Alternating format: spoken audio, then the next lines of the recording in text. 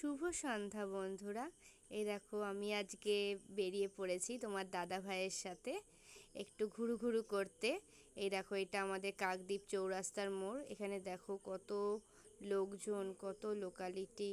এই দেখো এই লেখাটা স্পষ্ট বোঝা যাচ্ছে না আলোর এফেক্টে, কিন্তু এটা আই লাভ কাকদ্বীপ লেখা ছিল।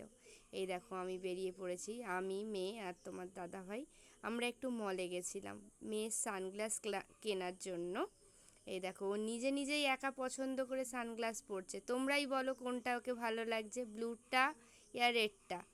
ও দেখো নিজে নিজেই পছন্দ করবে, আমি নিজেই পছন্দ করব মা। তারপরে আমি একটুখানি ক্যামেরা নিয়ে মিনারের সামনে দেখো ভিডিও করছি, আর মেয়েও দেখো সানগ্লাস নিয়ে পোজ দিচ্ছে।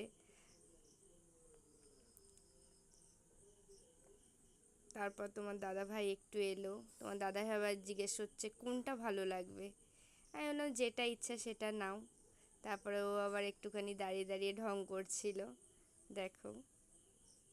তারপরে ওপরে গিয়ে এই দেখো আবার একটু পোজ মেরে মেরে ফটোও তুলছিল। ও কোন ফাঁকে ওই গাড়িটাকে কিনে নিয়েছে আমি নিজেও জানি না।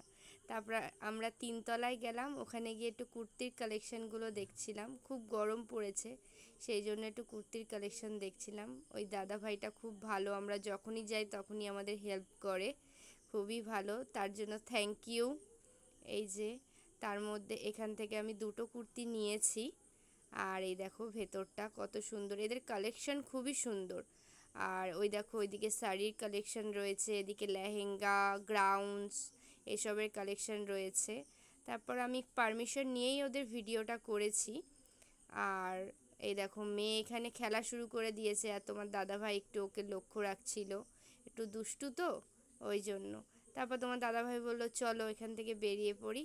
আমাদের কেনাকাটা কমপ্লিট হয়ে গেছিলো। তারপর ওখান থেকে বেরিয়ে ঠাকুরের জন্য একটু মিষ্টি নিয়ে আমরাও মিষ্টি খেয়ে বাড়ি চলে এলাম।